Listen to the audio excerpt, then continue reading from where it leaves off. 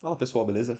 Hoje a gente vai dar uma averiguada no texto principal do Aristóteles, que é a obra da Metafísica. Acredito que seja um dos textos mais importantes que este autor produziu. E a gente vai mergulhar só no trecho inicial, que já dá para a gente ter uma grande ponderação sobre o que ele está querendo dizer ali, fazer algumas associações e dar um início filosófico ali para todos os tipos de abordagem que se possa fazer a respeito de Aristóteles, também considerando o que ele era e qual que é o tempo em que ele vivia, né? Mas para isso a gente precisa antes abordar algumas pequenas questões, né? E eu vou já pular para elas para aproveitar o máximo de tempo possível deste vídeo que eu venho trazendo aqui para vocês, né? Então a primeira coisa que a gente tem que dar uma olhada é se a gente tem medo da verdade. E o que que a verdade pode trazer para nós, né? Então o que que ela pode ocasionar a cada um dos seres humanos que está adquirindo a verdade a partir ali da séria dedicação ou mesmo do encontro que tem com várias experiências ou com vários estímulos que podem propiciar também aquilo que é considerado verdade, até mesmo na autoevidência, né? Por exemplo, o objeto ele se mostra verdadeiro para o ser e você pode captar todas as nuances ali, ou pelo menos a maior parte dessas nuances que são objetivas ou exteriores. Claro que as nuances internas elas são difíceis de serem captadas, mas a verdade autoevidente ela é mostrada com os objetos, com as situações e a gente pode vivenciar e ir aprendendo parte dessa verdade. Mas o que que ela pode ocasionar quando ela é recebida, né, da nossa parte, de maneira massiva ou de maneira intensa? Então, quando a gente vive a nossa vida para a verdade, né? O que que ela pode ocasionar? Ela pode ocasionar responsabilidades, né? Então, a verdade ela sempre traz a responsabilidade de poder eh, ter ali à disposição o que advém da verdade, né? O que vem da verdade? Vem o conhecimento da realidade, do seu funcionamento, da sua origem e até mesmo do seu destino. Então, a origem, o modo de funcionamento e o destino de todas as coisas está conectado com a verdade, né? Se você quer saber, por exemplo, da onde veio alguma coisa ou qual que é a origem de determinado objeto, determinado assunto, a verdade ela vai te mostrar isso. Se você quer saber o modo como se produz, ou como se faz, ou como opera alguma coisa na realidade, a verdade também vai te mostrar isso, né? E se você quer saber muitas vezes fazer alguns tipos de profecias com relação ao futuro, ou até mesmo intuir parte desse futuro para saber como se portar, para saber como agir, para ter provisões, para saber exatamente ali, né, quais são as ações que serão demandadas nas situações futuras, então você também tem que estar com a verdade, né? Ela vai te trazer a responsabilidade de agir de acordo com o que ela está te pedindo. Então a verdade ela traz uma responsabilidade moral. Ela traz também mudanças. Então, as mudanças que são ocasionadas pela verdade, elas vêm para trazer uma qualificação do seu ser, né? Então, a verdade ela traz uma mudança interna e exteriormente ela também pode dar aí noções que tendem a mudar a maneira como você percebe a realidade. Então, se você tem alguns artefatos verdadeiros ali dentro da sua mente, dentro da sua consciência, você acaba não pensando da mesma maneira que você pensava anteriormente, né? Quando você conhece, algumas coisas na realidade que são verdadeiras, o seu pensamento muda. Então, as mudanças, elas vêm, né, exteriormente, interiormente também. E, por consequência, o que talvez seja o item mais importante é a melhora da consciência, né? Então, o aprimoramento da consciência ele é realizado a partir deste item muito simples que é, estar totalmente disposto ao conhecimento ou à verdade, por assim dizer. A gente também precisa pensar do seguinte modo, né? Que é esse item 2. Nem todos têm a força ou a motivação para seguir uma linha filosófica até o fim. Então, um filósofo ele chega e constrói uma filosofia muito densa, muito extensa, né? Considerando inclusive cada uma das coisas que ele foi observando na realidade. Ele fez isso durante a vida inteira. Então, eu posso dizer por experiência própria que desde uma idade muito jovem eu tenho analisado cada um dos aspectos para inseri-los dentro do que um dia seria hoje, né? Que eu coloco aí para vocês a filosofia. Filosofia das minhas obras. Então, eu posso entender verdadeiramente quando o autor diz que ele dedicou a vida inteira para criar aquela linha de raciocínio, porque ela tem muitas variáveis, né? Então, todas as coisas que estão na periferia, adjacentes ali, ele acabou pegando para inserir de algum modo dentro da sua filosofia e explicar alguma das coisas que está acontecendo na realidade. Ele não deixou isso de fora, né? Então ele abarcou essa parte da realidade também, não deixou de fora. É a mesma coisa que você estava falando, né, dos construtos filosóficos ali, você insere algumas coisas de física, algumas coisas de biologia, ou até mesmo questões históricas que foram datadas em algum momento, que aconteceram, você vai inserindo ali como objetos para exemplificar o que você está dizendo dentro da sua ideia, né? Dentro da filosofia que você está tentando expressar, ou seja, o funcionamento, a origem ou até mesmo a destinação das coisas. Você está tentando estabelecer um esquema, né? Então, esse esquema ele serve para categorizar, para dar uma taxonomia, uma hierarquia a essa realidade, para organizar a realidade e fazer com que a gente tenha um mapa dentro das nossas mentes de como funciona, né? Da onde veio, como que funciona e para onde vai. Então, isso seria seguir também a linha filosófica de um autor do começo até o fim. Isso é muito difícil de ser executado. Por mais que eu mencione muitos autores, nem todos esses autores eu consegui seguir a linha de raciocínio filosófico deles até o fim, desde o começo até o fim, porque é deveras extensa, né? Se você pega o próprio Mário Ferreira dos Santos, quantos livros ele não produziu? Então, para um acompanhamento sincero, você precisaria dedicar quase que a vida inteira. É claro, você pode interseccionar, então vai estudando um pouquinho de cada autor ao longo ali de anos e anos, né? Décadas. Isso daí é quase como se fosse um trabalho de uma vida. Você ir acrescentando as ideias daquele autor e de outros autores e fundindo isso, filtrando, examinando e filtrando, né? E retendo somente aquilo que pode ser utilizado dentro de uma linha de pensamento que você vai conduzir na sua vida, né? Então, qual que é o seu objetivo, qual que é o seu propósito? Você vai assimilando as coisas desses autores na sua vida. Isso leva até o destino que é ser inteligente. Então, querem ser inteligentes de verdade? É isso que essa é a pergunta que fundamenta, né? Se você quer ser inteligente, a inteligência vem de intelligere, né? Ou seja, ter essa seletividade das coisas que estão chegando até você. Então, você tem duas escolhas, né? Seguir caminho A ou B. Você não simplesmente escolhe a esmo, né? Meio que fazendo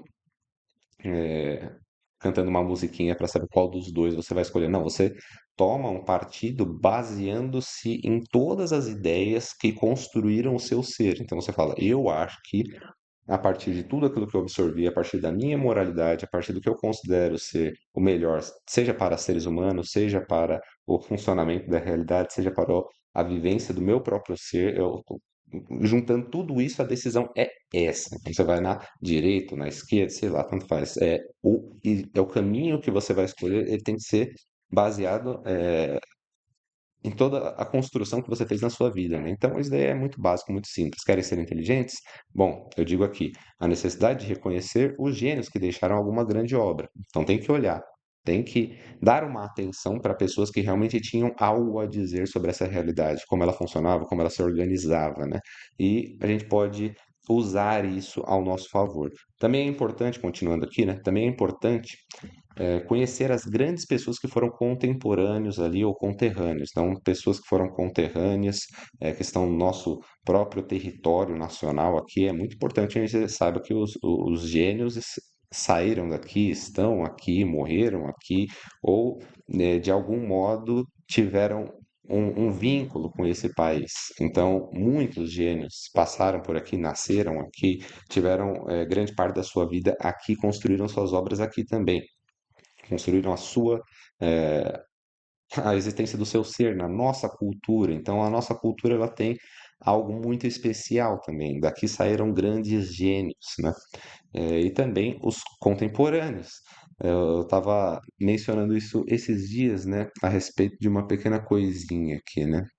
É uma frase que eu escrevi. Eu falei assim: é muito preocupante como se deixa de citar autores vivos em suas obras, pois só o que restou foi a reminiscência de um passado de conquistas laboriosas, né? Então, o que eu estou querendo dizer com isso? Quando você só está mencionando ali autores que já morreram, que já passaram há muito tempo, a única coisa que você se pergunta é onde estão os bons autores que eu poderia estar citando, que estão vivos, inclusive, para a gente ter ali um diálogo verdadeiramente à altura, né?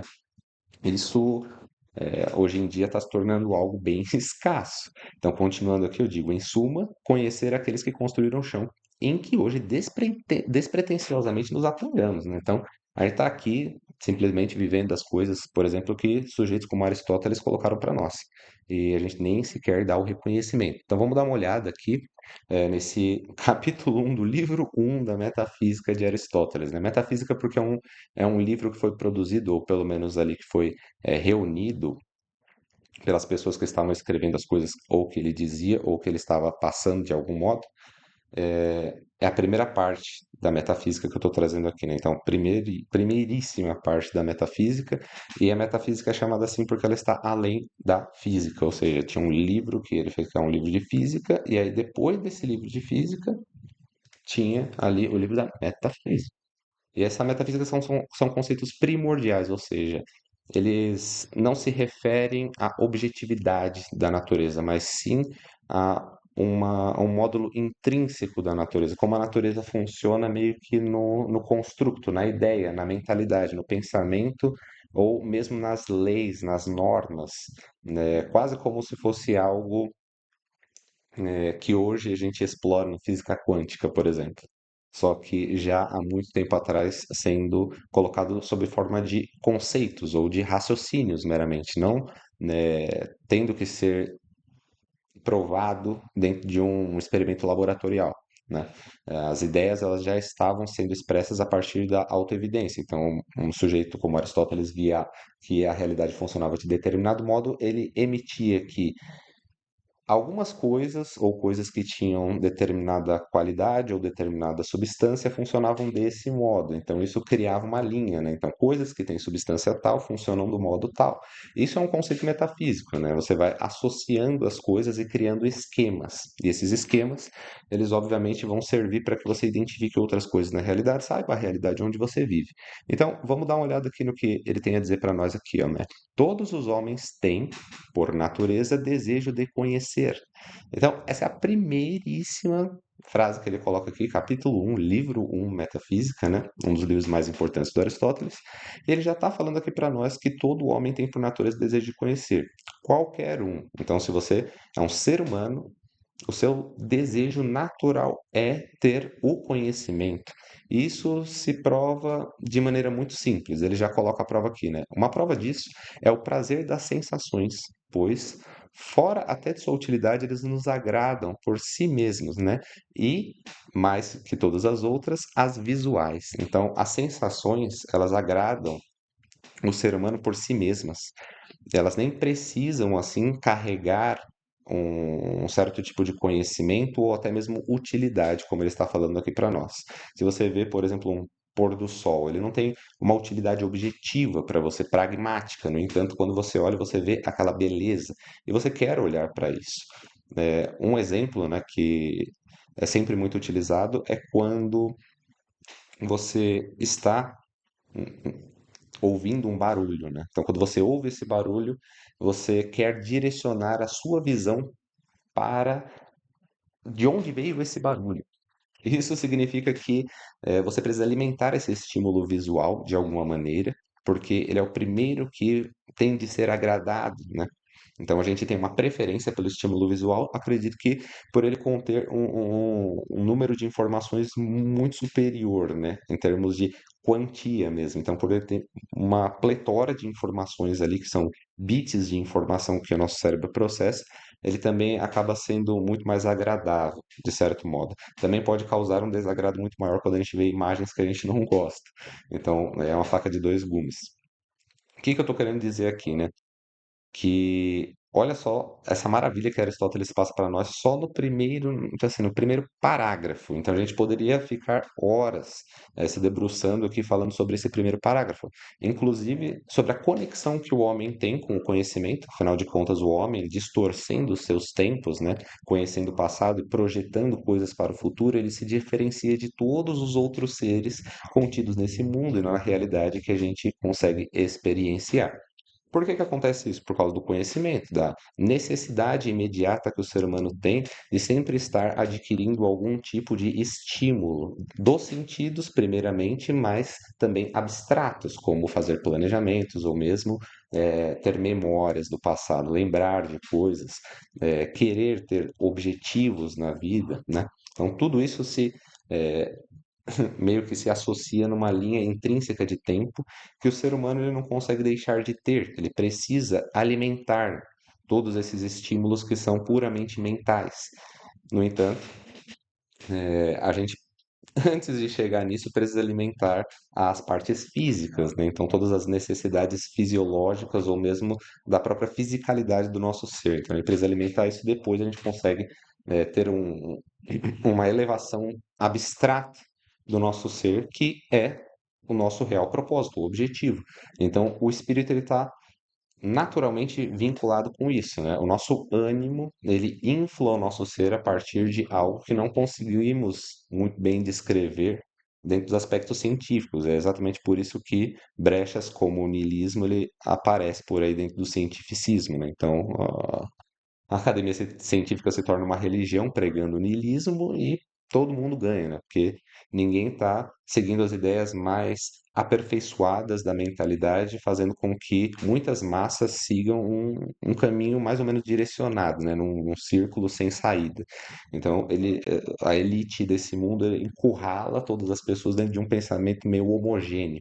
E ninguém saindo muito dessa linha, ninguém averiguando, fazendo conexões, fazendo investigações ou mesmo aprimorando a sabedoria sobre as próprias coisas que a gente vive, né, que são coisas bizarríssimas atualmente, eles conseguem ir fazendo e tocando todos os planos maquiavélicos que eles têm aí para todas as massas e ninguém aparentemente está olhando isso, porque as pessoas têm mais medo da verdade do que medo do sistema que está sendo colocado para elas, né? Um sistema que entrega alguns tipos de migalhas e benefícios, como prazeres dados aí sem culpa pela nova moralidade, né, uma amoralidade ou até mesmo imoralidade, e também recompensando aqueles que pensam de maneira anticristã. Então, isso daí é uma coisa natural dos tempos de hoje. Não fiquem assustados se vocês do nada reconhecerem isso que eu estou falando para vocês, mas é a mais pura verdade. Se vocês têm medo da verdade, então é melhor que vocês não reconheçam os gênios, que vocês acabem sendo ali direcionados a partir de todos os estímulos que estão sendo imprimidos que estão sendo impressos para vocês, perdão, de maneira muito nítida, muito clara, sem que se perceba, né? Escondendo ali diante do nariz, né? Isso daí é uma coisa muito simples que Sherlock Holmes disse para nós, né? A maneira mais fácil de você esconder uma coisa na ponta do nariz dela que ela não vai ver. Tá muito evidente, tá muito na cara, então provavelmente as pessoas vão desprezar isso. E foi exatamente o que aconteceu. Hoje a indústria do cinema coloca um monte de coisas que a gente pode identificar e que até mesmo são referências de sábios do passado, mas e eles descaracterizam isso de um modo ou de outro, e a gente vai simplesmente deixando esses conteúdos serem acumulados no nosso inconsciente sem a gente ponderar. Então, se a gente fizer uma retroanálise, a gente pode ver que muitas das coisas que estão sendo colocadas aí nos servem para fazer esses aprofundamentos filosóficos aí que eu venho trazendo junto com vocês. Então, eu acho que por hoje é isso. Até estendi um pouco mais aqui, mas fica para vocês essa reflexão sobre a verdade e também um pouquinho ali, só um pouquinho, bem pouquinho dessa dessa parte da metafísica do Aristóteles que eu acho importantíssima, tá bom? Então, fiquem com Deus e até mais.